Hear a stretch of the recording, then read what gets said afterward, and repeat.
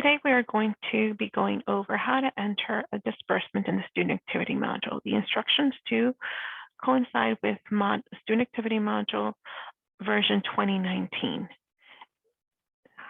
Step-by-step instructions and screenshots can be start at section 3, page 11 of our student activity users reference guide.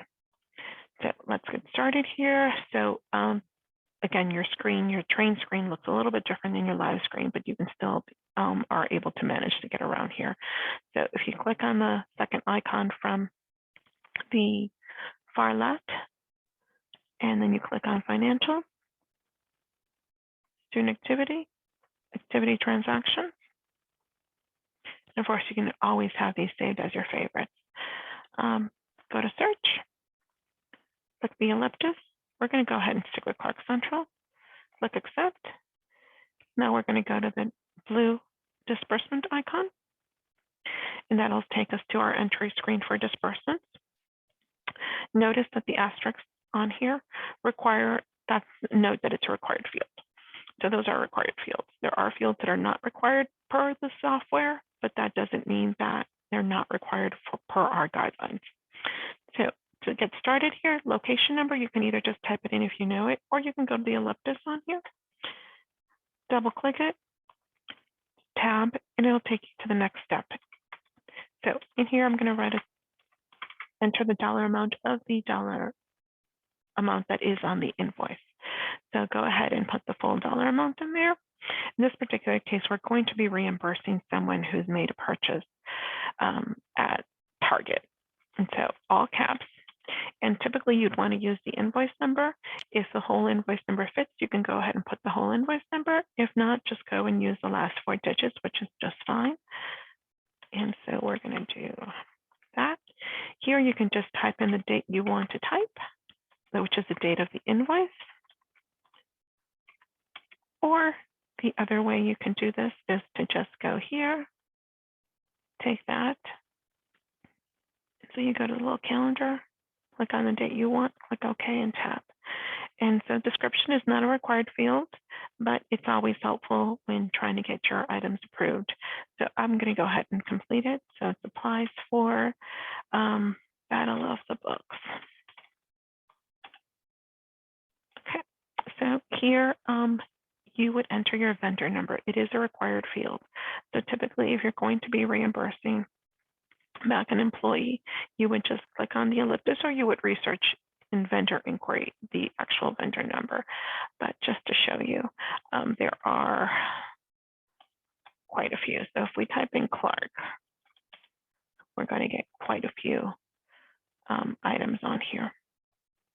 So obviously, you need to kind of narrow your, see page 1 of 70, so there's quite a few. So anything that has the word Clark will pop up as your vendor.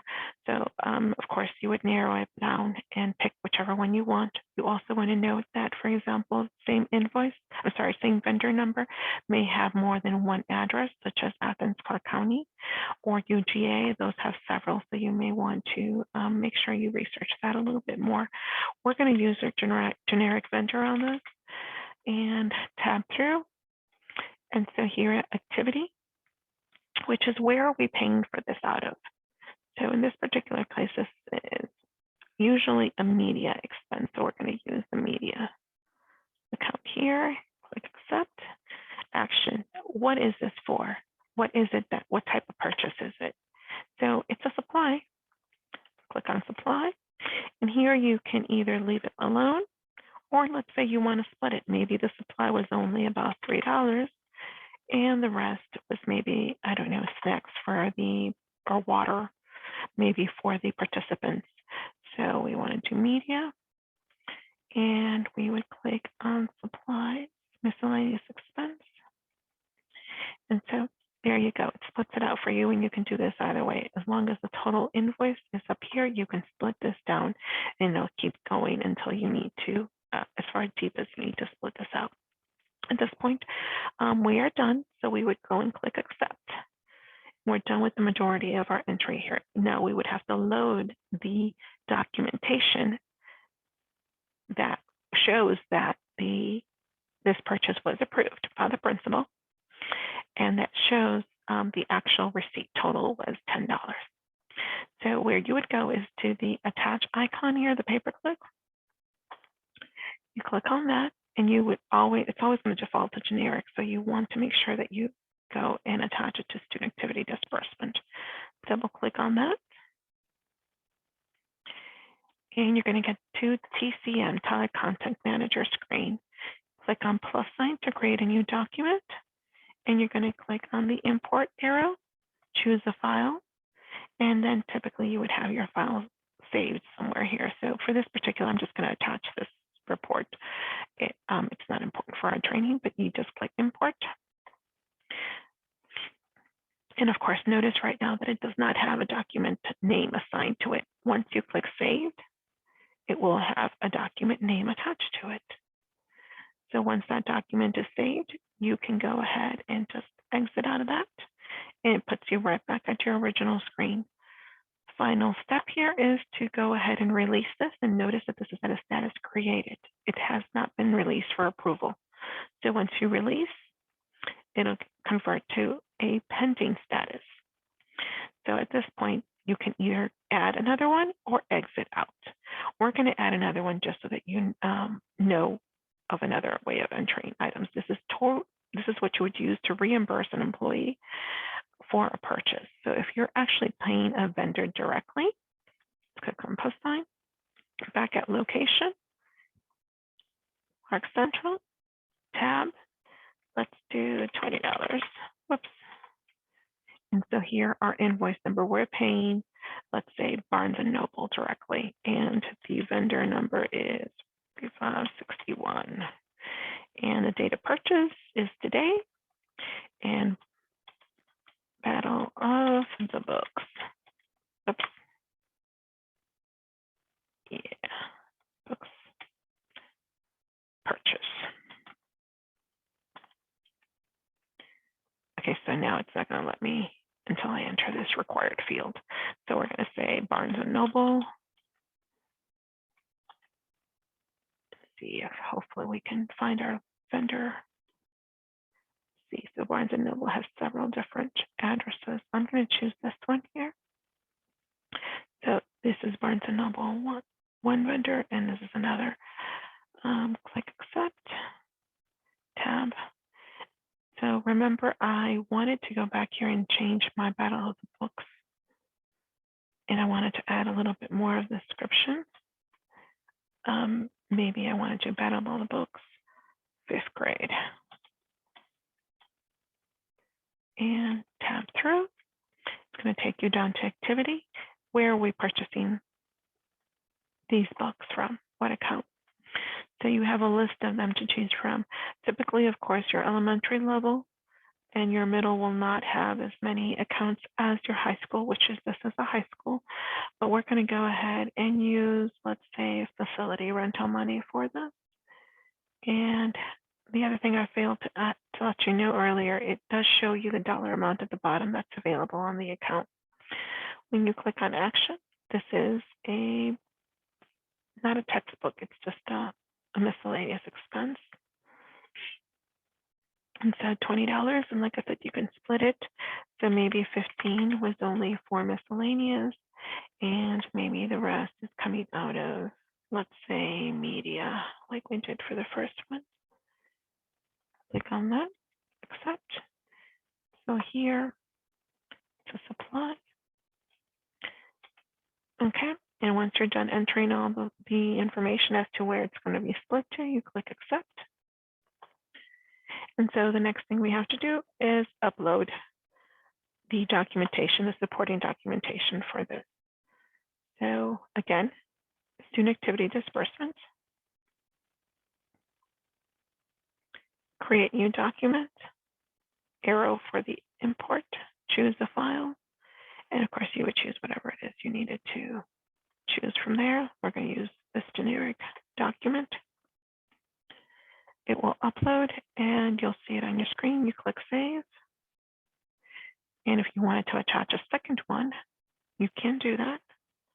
Choose the file. I'm going to choose the same one. It should be in PDF. That would be the preference. So import, It'll show on there.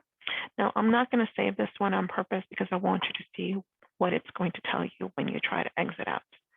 See, leave site changes you made may not be saved. So you can either click leave or cancel, go back and save. And now it's assigned a name to it. And now you can exit. And your last step would be to release, turning this into a pending status. So both of your entries are sitting here waiting for those to be approved. At this time, we would have to wait for the internal auditor to go ahead and approve those forms. So I'm going to put this on hold, and hopefully we will get a return response back. You typically will get an email response saying your item has been approved or rejected. So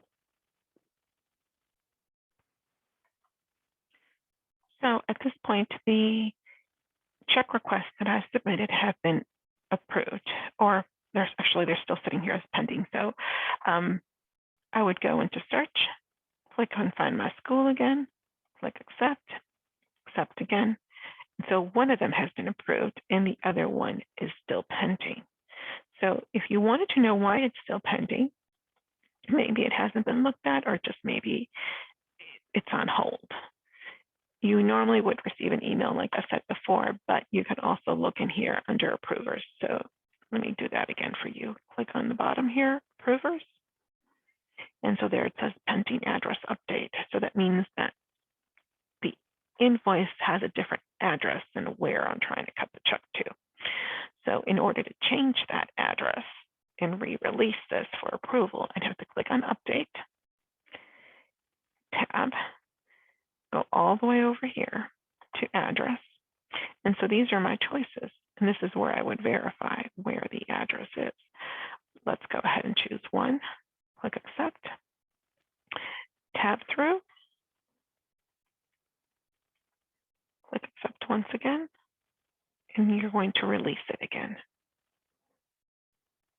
So eventually we'll get approved on that. In the meantime, since this is not for the same vendor, we can go ahead and finish out this particular process and check out, do the check on that. So what we would do is we would cash out, and let me show you the red button once again, the red cash out button, because typically you don't want to print checks all at one time together combined, because you may have problems with printing, especially if you're not familiar. So I don't advise you to do that at the beginning. Again, there are some required fields here, location being one of them. So you would click on Clark Central, accept, and you would tab through the rest of these. Typically, if this date is correct, when you always want to use today's date, year and period will automatically change once you tab through. You always want to leave it printed. We don't have electronic fund transfers with the student activity module, so you don't need to worry about ever changing it there. So to the check number, I would click the +1 and verify that the check that you have in your printer corresponds to that. It'll generate it in a minute, and you can just verify that. If it's not the same check as what you have in your printer, you need to correct that check, and you do that simply by, let's say it would do that. And so you tab over and you click accept, you click on print receipts. And here, of course, you can do select all, or you can simply put a check mark in the selected box. Click accept. Once you click on this process button, the red process button, you cannot really stop the check process. You will run into problems. So I advise you that you do pay attention to the next steps, because you can't not stop it. You will have other options to choose from there, but you cannot stop the process. You have to print the check. It can time out and not print the check.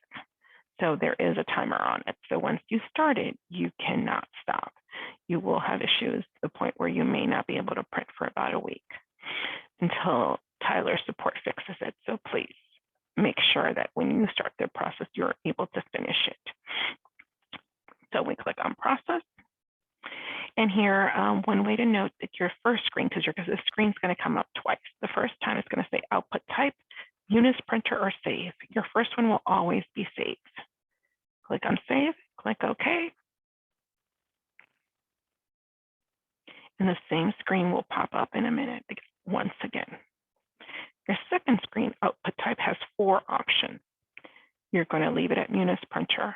Now yours will automatically default to Tyler Forms.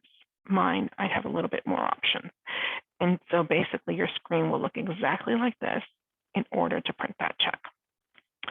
In order for this training to not print where it needs to, I'm going to change my default here, but typically that is nothing you would need to do. You would basically, the second time this screen comes up, you Munis printer, and you're going to click OK. That is all.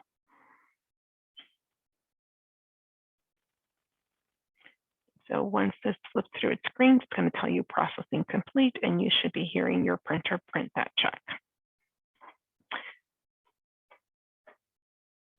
Once you hear that printer print your check, you should be all done. Click on back, and of course, wait on the response to get this taken care of and cash it out. This concludes disbursement transaction.